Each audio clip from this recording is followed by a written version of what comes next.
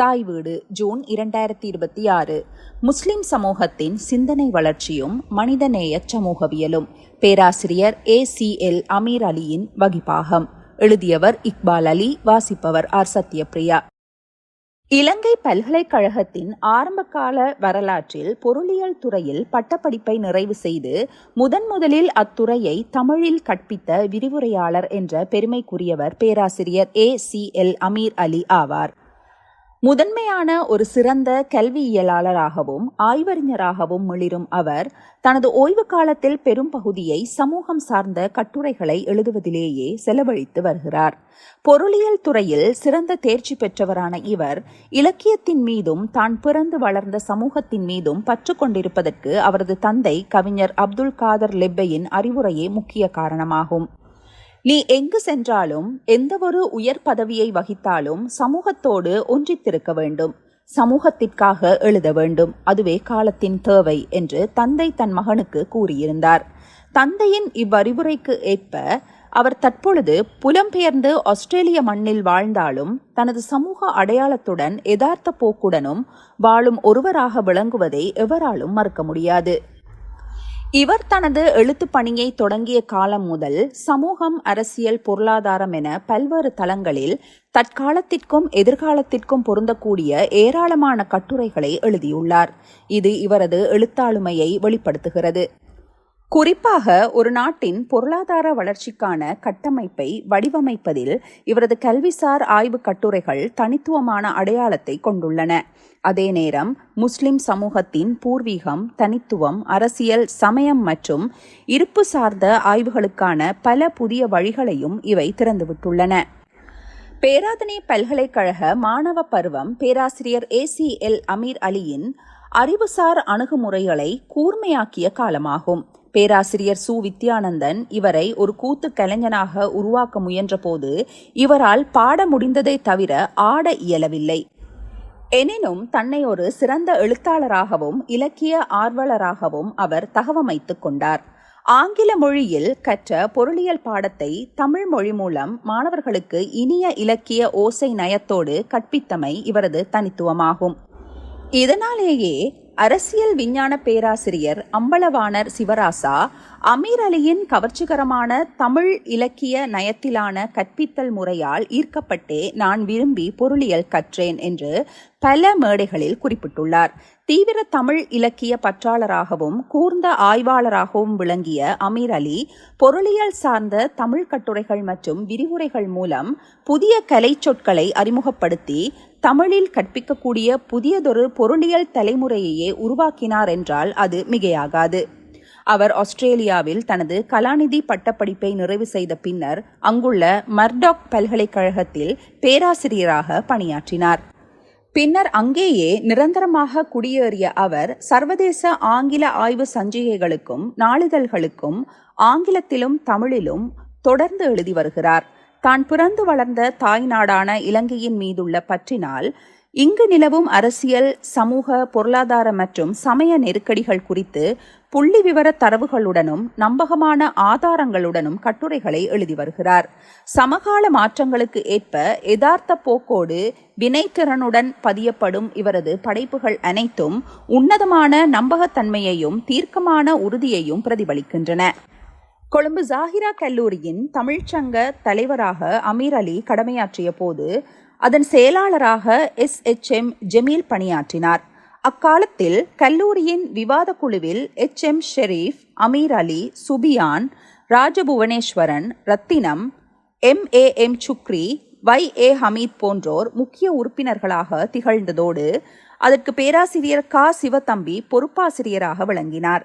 இவ்வாறு சாகிராவில் கற்கும் காலத்திலேயே கலை இலக்கிய துறைகளில் கால் பதித்த அமீர் அலி பாடசாலை மொழி தின விழாக்களிலும் தீவிரமாக பங்கேற்றார். ஆங்கிலத்தில் சிறந்த புலமை மிக்கவராக விளங்கிய அவர் பல்கலைக்கழக பிரவேசத்தின் போது தமிழ் மொழித்துறையில் அதிக புள்ளிகளை பெற்றிருந்தமையும் குறிப்பிடத்தக்கது. பேராதனை பல்கலைக்கழகத்திலிருந்து அவர் ஆஸ்திரேலியா சென்றதால் இலங்கை மாணவர்களுடனான நேரடி தொடர்பு விடுபட்ட போதிலும் நாட்டின் பல்கலைக்கழக கட்டமைப்புடன் தொடர்ந்து இணைந்தே இருந்தார். குறிப்பாக 1955 தென்கிழக்கு பல்கலைக்கழகம் ஆரம்பிக்கப்பட்ட போது இலங்கையிலேயே முதல் முறையாக செமஸ்டர் கல்வி முறையை அங்கு அறிமுகப்படுத்த வேண்டும் என்று அதன் நிர்வாகத்திற்கு அவரே ஆலோசனை வழங்கினார். அக்காலகட்டத்தில் இலங்கையின் வேறு எந்தவொரு பல்கலைக்கழகத்திலும் இக்கல்வி முறை அறிமுகப்படுத்தப்பட்டிருக்கவில்லை என்பது அவரது தீர்க்க தரிசனத்திற்கு சான்றாகும். ஆஸ்திரேலியா பல்கலைக்கழகத்தில் விரிவுரையாளர் பதவியை ஏற்ற அமீர் அலி கற்ற கல்வியை திறம்பட செயற்படுத்தினார். அவர் பொருளியல் தளத்தில் நவீன நுண்ணறிவுகளை புகுத்தியதோடு தனது முற்கால அனுபவங்கள் மற்றும் புதிய தேடல்களின் வாயிலாக புத்தம் புதிய சிந்தனை பரப்புகளை உருவாக்கினார். அவற்றை திறம்பட கற்கின்ற மாணவர் குழாத்தை சர்வதேச உலகில் உருவாக்கினார். வழக்கமான கற்றல் கற்பித்தல் நடவடிக்கைகளுக்கு அப்பால் புதிய ஆய்வு பரப்புரைகளை அவர் விரிவுபடுத்தினார். இது சர்வதேச பொருளியல் கல்வித்துறைக்கு அவர் வழங்கிய பெரும் பங்களிப்பாகும். ஒரு சிறந்த கட்டுரையாளரின் பணி தன் எழுத்துக்கான தனி அரங்கை கட்டி நிறுத்துவது அல்ல, தேவையான காலகட்டத்தில் தேவையான கருத்துக்களை பரிமாற்றம் செய்து அதனை பொதுவெளியில் நிலைநிறுத்தல் வேண்டும். இந்த பொறுப்பை பேராசிரியர் ACL அமீர் அலி இற்றை வரைக்கும் சரியாகவே செய்து கொண்டு வருகிறார்.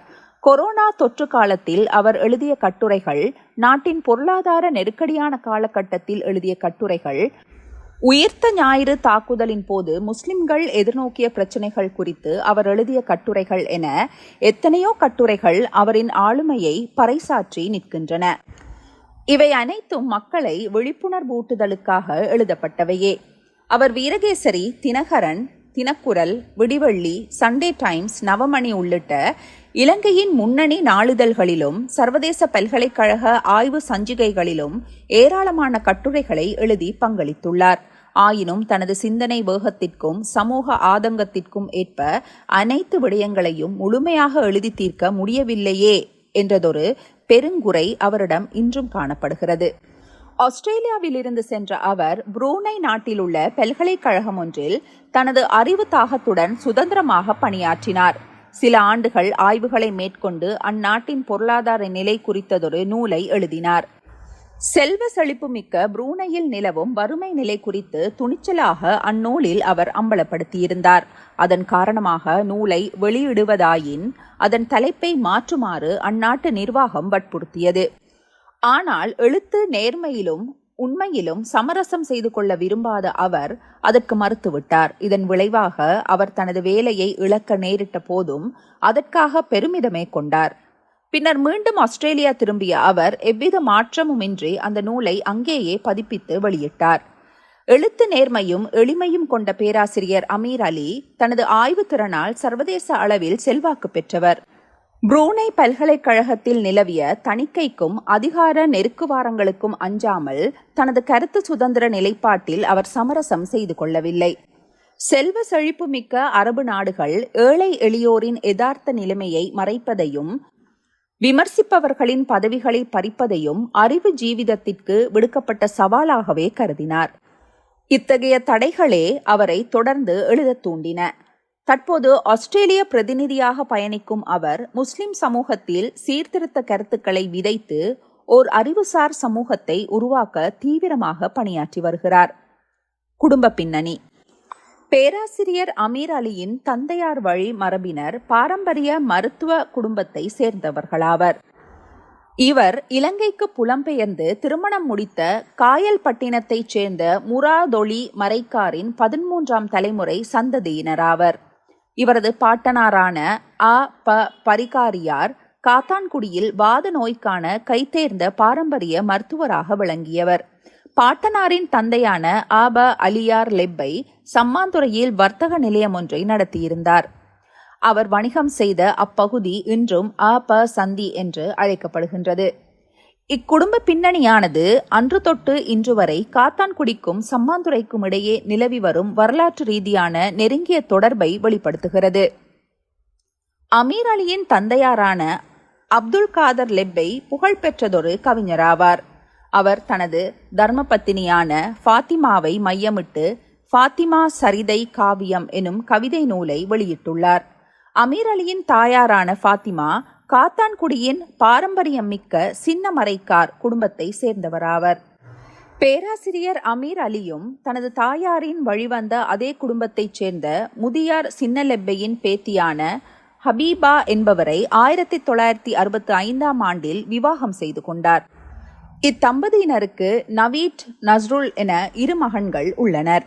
பேராசிரியர் அமீர் அலி 1940ஆம் ஆண்டு காத்தான்குடியில் பிறந்தார். இவரது பெயரிடலுக்கு பின்னால் ஒரு சுவாரஸ்யமான வரலாற்று பின்னணி உள்ளது. இவரது தாயார் கர்ப்பமாக இருந்தபோது பாட்டனார் சின்னமரைக்காருக்கு ஒரு நீதிமன்ற வழக்கு இருந்தது.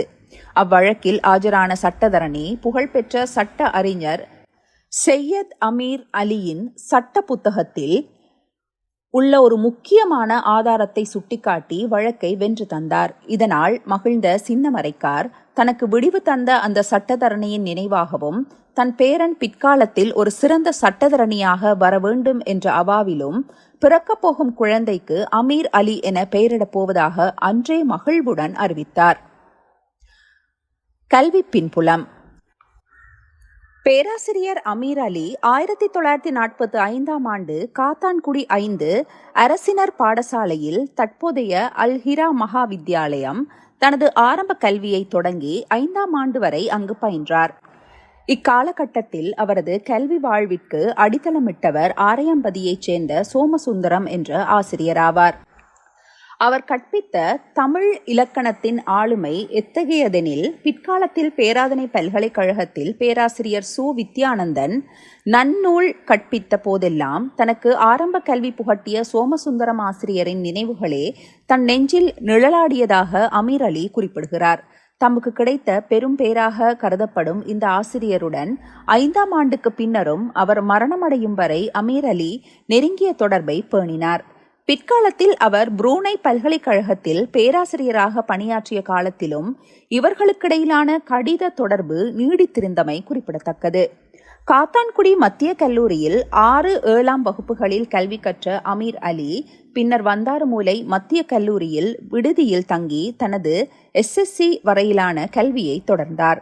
அன்றைய காத்தான்குடி சமூகம் வர்த்தக பின்னணியை கொண்டதாக இருந்ததால் கல்வியின் முக்கியத்துவத்தை உணர்ந்த அவரது தந்தையார் இம்மாற்றத்தை ஏற்படுத்தினார். வந்தாறுமூலை மத்திய கல்லூரியின் அதிபராக விளங்கிய கல்லாற்றைச் சேர்ந்த சோமசுந்தரம் அமீர் அலியின் கல்வி வளர்ச்சியில் மிகுந்த கண்காணிப்புடன் கூடிய வழிகாட்டியாக திகழ்ந்தார்.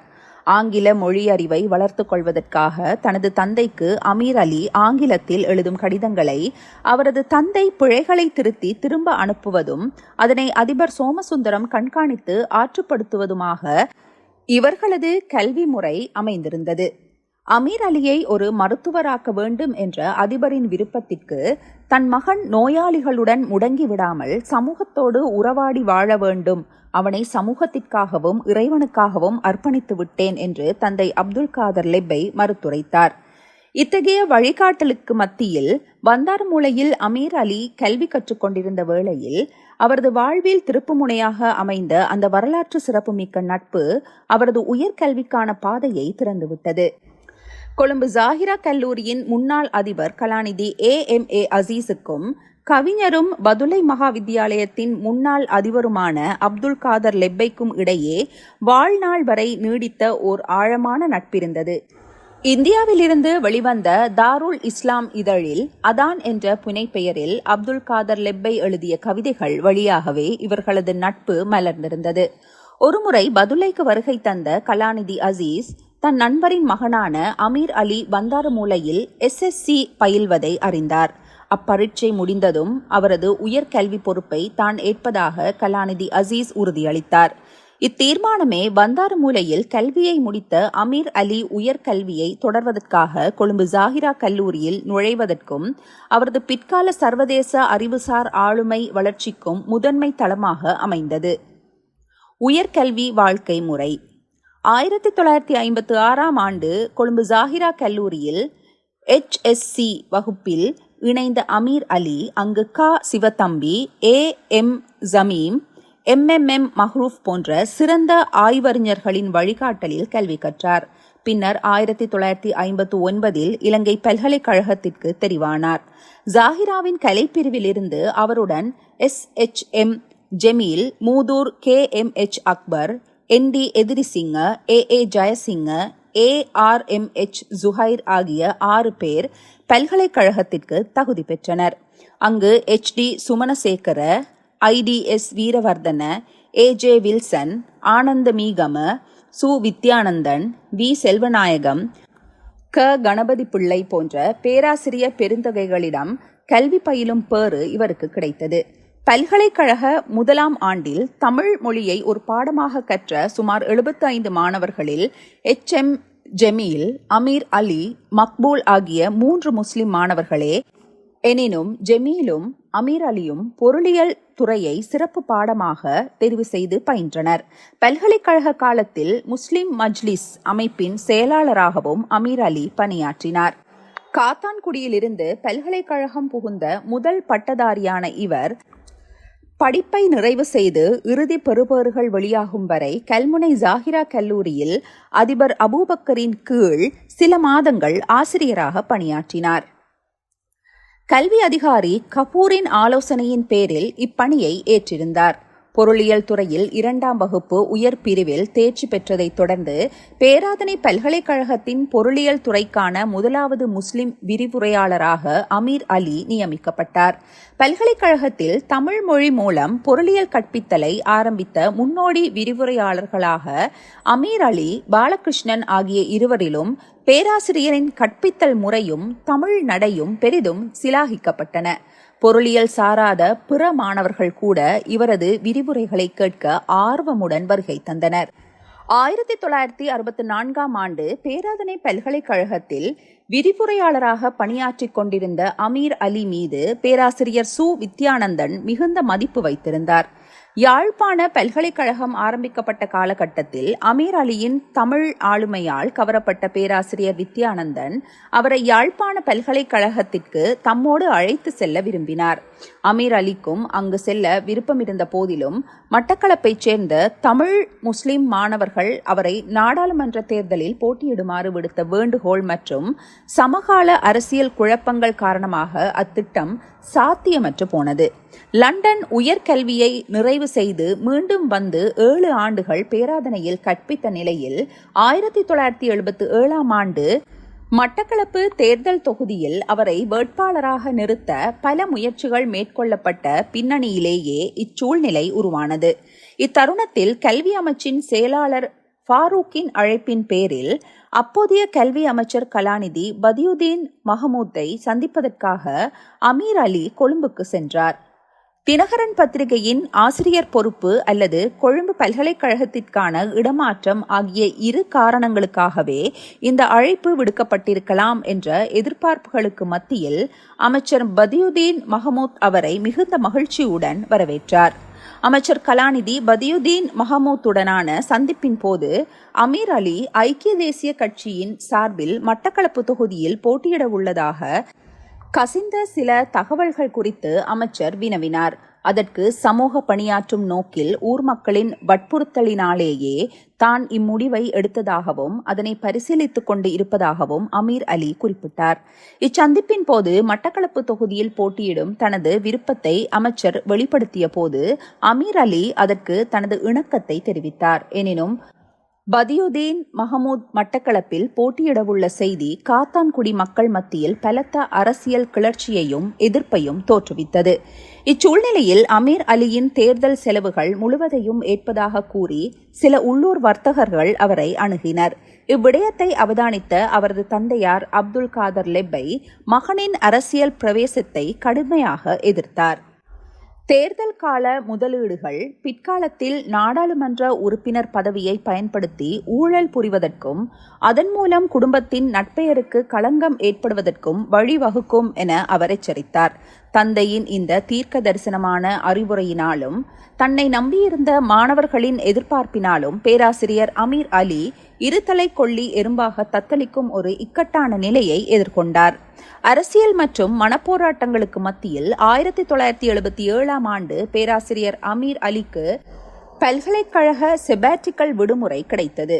இத்தருணத்தை பயன்படுத்தி ஆஸ்திரேலியாவில் விரிவுரையாளராக பணியாற்றிக் கொண்டிருந்த தனது முன்னாள் விரிவுரையாளர் பென்டன் ரீஜனுக்கு தற்காலிக பணிக்கான வாய்ப்புகள் குறித்து அவர் கடிதம் எழுதினார். அதற்கு பதிலளித்த ரீஜன் ஓர் ஆய்வு திட்ட வரைவை சமர்ப்பிக்குமாறு கோரினார். அக்காலகட்டத்தில் உலகளாவிய ரீதியில் ஏற்பட்டிருந்த ஒபெக் நாடுகளின் எரிபொருள் நெருக்கடியை மையமாக கொண்டு அமீர் அலி அனுப்பிய ஆய்வு தலைப்பு உடனடியாக பேராசிரியர்களால் ஏற்றுக்கொள்ளப்பட்டது. இதன் விளைவாக எதிர்பாராத விதமாக அவருக்கு 3 ஆண்டுகளுக்கான முழுமையான ஆய்வு புலமை பரிசில் வழங்கப்பட்டது.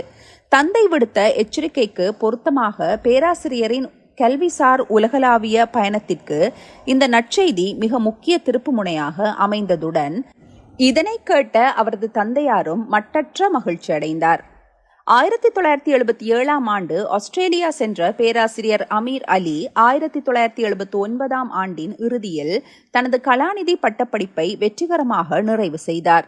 2 வருடங்களுக்குள் பொருளியல் துறையில் கலாநிதி பட்டம் பெற்ற முதலாவது ஆய்வாளர் அமீர் அலிதான் என அவரது துறை தலைவரே சான்று பகர்ந்தமை அவரது ஆளுமைக்கு சான்றாகும். பட்டப்படிப்பின் இறுதியில் அவரது விசா காலம் முடிவடைவதற்கு 30 நாட்களே இருந்த தருணத்தில் ஆஸ்திரேலியாவின் மெட்டாக் பல்கலைக்கழகத்தில் விரிவுரையாளர் பதவிக்கான விண்ணப்பங்கள் கோரப்பட்டிருந்தன. இவ்விடயத்தை தனது நெறியாளரான பென்டன் ரீஜனிடம் அமீர் அலி கலந்தாலோசித்த போது அப்பல்கலைக்கழகத்தின் பிரதி துணை வேந்தரான பேராசிரியர் அலஸ்கா என்பவரை சென்று சந்திக்குமாறு அவர் வழிகாட்டினார். பிரதி துணைவேந்தர் பேராசிரியர் அலஸ்காவை திங்கட்கிழமை சந்தித்த போது மறுநாளே பொருளியல் அபிவிருத்தி சார்ந்த விரிவுரை ஒன்றை நடத்துமாறு அவர் அமீர் அலியிடம் கேட்டுக்கொண்டார்.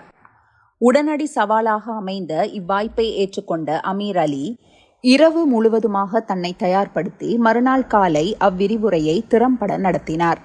அவரது கற்பித்தல் ஆளுமையை பின்வரிசையிலிருந்து நேரடியாக கண்காணித்து மதிப்பிட்ட பேராசிரியர் அலஸ்கா விசா காலம் முடிவடைய இருந்த அமீர் அலியின் குடியுரிமை சிக்கலை தங்களின் பொறுப்பாக ஏற்றுக்கொள்வதாக உறுதியளித்தார்.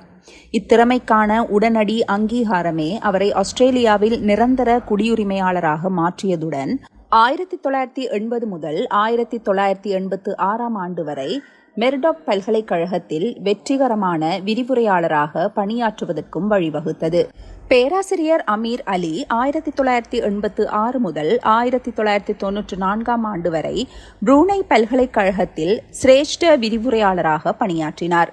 இக்காலகட்டத்தில் அந்நாட்டு மன்னரின் மகள்களான இளவரசி மஸ்னா, இளவரசி ரஷீதா ஆகியோர் இவரிடம் பொருளியல் பயின்றமை குறிப்பிடத்தக்கது. புரூனையின் பொருளாதார வளர்ச்சி குறித்து அவர் எழுதிய எக்கனாமிக் டெவலப்மெண்ட் ஆஃப் புரூனை தருசலம் என்ற நூலின் கையெழுத்து பிரதியை அந்நாட்டு கல்வி அமைச்சு பரிசீலித்தது. எனினும் நாட்டின் ஆரம்பகால வறுமை நிலையை நூல் சுட்டிக்காட்டியதாக கூறி அதன் தலைப்பையும் உள்ளடக்கத்தையும் மாற்றுமாறு அமைச்சு அழுத்தம் கொடுத்தது. கல்விசார் உண்மைகளுக்கும் தனது ஆய்வு நேர்மைக்கும் துரோகம் இழைக்க விரும்பாத பேராசிரியர் அமீர் அலி அக்கோரிக்கையை தீர்க்கமாக மறுத்தார். இதன் விளைவாக பல்கலைக்கழகத்துடனான அவரது பணி ஒப்பந்தம் இடைநிறுத்தப்பட்டதைத் தொடர்ந்து அவர் மீண்டும் ஆஸ்திரேலியா சென்று அந்நூலை அங்கு வெளியிட்டார். அதன் பின்னர் மேற்கு ஆஸ்திரேலிய பல்கலைக்கழகத்தில் தனது கல்வி பணியை தொடர்ந்த அவர் 2021ஆம் ஆண்டு அப்பணியிலிருந்து ஓய்வு பெற்றார். தற்பொழுது அவர் ஆஸ்திரேலியாவில் தனது இல்லத்தில் ஓய்வு வாழ்க்கையை கழித்து வருகிறார். பேராசிரியர் அமீர் அலி கல்வி, பொருளாதாரம் மற்றும் முஸ்லிம் சமூக அரசியல் சார்ந்த 400க்கும் மேற்பட்ட பொது கட்டுரைகளையும் சர்வதேச ஆய்வேடுகளில் 25க்கும் மேற்பட்ட ஆய்வு கட்டுரைகளையும் வெளியிட்டுள்ளார். குறிப்பாக லங்கா சமசமாஜ கட்சியின் தலைவரான கலாநிதி கொல்வின் R.D. சில்வாவின் அரசியல் கருத்துக்களுக்கு எதிராக அவர் எழுதிய கட்டுரை இலங்கையின் அரசியல் தளத்தில் முக்கியத்துவம் வாய்ந்ததாகும். அவரது தேர்ந்தெடுக்கப்பட்ட கட்டுரைகளின் தொகுப்பு சிந்தனை சுவடுகள் என்ற நூலாக வெளிவந்துள்ளது. கல்வி புலத்திற்கு அப்பால் ஆஸ்திரேலிய இஸ்லாமிய சபைகளின் கூட்டமைப்பில் 4 ஆண்டுகள் தலைவராகவும் 2 ஆண்டுகள் உப தலைவராகவும் அவர் பணியாற்றினார். ஆஸ்திரேலிய பிரதமர் ஜான் ஹவர்ட் ஆட்சி காலத்தில் அந்நாட்டு அரசின் முஸ்லிம் ஆலோசனை குழுவின் தலைவராக கடமையாற்றினார். இப்பதவியின் வழியே ஆஸ்திரேலிய முஸ்லிம்களின் நலன்கள் குறித்து பேசுவதற்காக இந்தோனேஷியா, தென்கொரியா, பிரித்தானியா, America, Saudi Arabia, New Zealand, Fiji, Thailand, Cambodia மற்றும் இந்தியாவின் கேரளா, பெங்களூர் போன்ற பல நாடுகளுக்கு அரச தூதுவராக சென்று சர்வதேச மாநாடுகளில் உரையாற்றியுள்ளார். இந்தோனேஷியாவில் வெள்ளிக்கிழமை ஜும்மா தொழுகையை தொடர்ந்து அவர் ஆற்றிய உரை அவரது வாழ்வின் முக்கிய நிகழ்வாகும். பேராசிரியரின் இத்தகைய பன்முக ஆளுமையையும் அவரது அடுக்குமொழி பேச்சாற்றலையும் சம்மாந்துறையின் புகழ்பெற்ற பேச்சாளரான ஈழமேகம் பக்கீர் தம்பி அவர்கள் அவருக்கு எழுதிய கடிதம் ஒன்றில் பாராட்டி சிலாகித்திருந்தமை குறிப்பிடத்தக்கது. பக்கீர் தம்பி அவர்கள் பேராசிரியரின் பன்முக திறமைகளை பாராட்டி தன் கடிதத்தில் பின்வருமாறு கவிதை வடிவில் வாழ்த்து பூமாலை சூட்டியுள்ளார். தாயில்லா தனையனாய் தமிழ் கலை ஆர்வம் பெற்றீர், நீதமாய் தமிழ் தாய் உன்னை நிறைமகனாய் கொண்டாள், HSC ஆங்கிலத்தில் அறிவரி பட்டம் வாங்கி காயல் மாநகரை ஒத்த காத்தான்குடி காக்க வாரீர். இத்தகைய உயரிய இலக்கிய பாராட்டுகளும் சர்வதேச அங்கீகாரங்களும் இவரை தேடி வந்த போதிலும் பேராசிரியர் அமீர் அலி அவர்கள் எவ்வித புகழுரைக்கோ பாராட்டுகளுக்கோ அல்லது விருதுகளுக்கோ ஆட்படாமல் விளம்பரமின்றி ஆஸ்திரேலியாவில் எளிமையாக வாழ்ந்து வருகிறார் என்பது அவரது மற்றுமொரு சிறப்பாகும். மனித குலத்தின் அறிவு வளர்ச்சிக்கும் ஆழமான சிந்தனைக்கும் மன அமைதிக்கும் எல்லாவற்றிற்கும் மேலாக மனித நேயத்தை வளர்ப்பதற்கும் எழுத்துக்களும் கட்டுரைகளும் மிக முக்கிய கருவிகளாகும். அவை புதிய தலைமுறையினரை நல்வழிப்படுத்தும் உன்னதமானதொரு கல்விக்கூடமாக திகழ்கின்றன. அந்த வகையில் பேராசிரியர் அமீர் அலியின் கட்டுரைகள் மனித மனங்களை நின்று நிதானித்து யோசிக்க கற்றுக் கொடுக்கின்றன. அவரது கல்வி பணிகளும் எழுத்துக்களும் வெறும் அறிவுசார் சிந்தனைகளை தோற்றுவிப்பதோடு நின்று விடாமல் மனித வாழ்வியலையும் சீர்படுத்துகின்றன. சமூக அரசியல் நெருக்கடிகள் நிறைந்த காலகட்டங்களில் சாதாரண மக்களையும் குறிப்பாக இளந்தலைமுறையினரையும் நெறி பிறழ்வுகளிலிருந்து பாதுகாக்கும் அரணாக இவை விளங்குகின்றன. மேலும் இளம் பல்கலைக்கழக மாணவ சமூகத்தை எழுதவும் ஆக்கப்பூர்வமாக சிந்திக்கவும் தூண்டும் உந்து சக்தியாக அவரது படைப்புகள் அமைந்துள்ளன. உலக நாடுகள் அமைதியின்றி தவிக்கும் தற்கால சூழலில் மனித நேயத்தை கட்டியெழுப்புவதற்கும் எதிர்கால அறிவார்ந்த உலக வாழ்வை சாத்தியமாக்குவதற்கும் உன்னதமான ஆழமான இலக்கிய நயம் மிக்கதொரு வாழ்க்கை முறையையும் சிந்தனை உரையாடலையும் அவர் நம் கண்முன்னே நிறுத்தியுள்ளார். சுருங்கக்கூறின் இந்த அறிவுசார் சமூக பணியே அவரது வாழ்வின் இறுதி மூச்சாகும். நன்றி.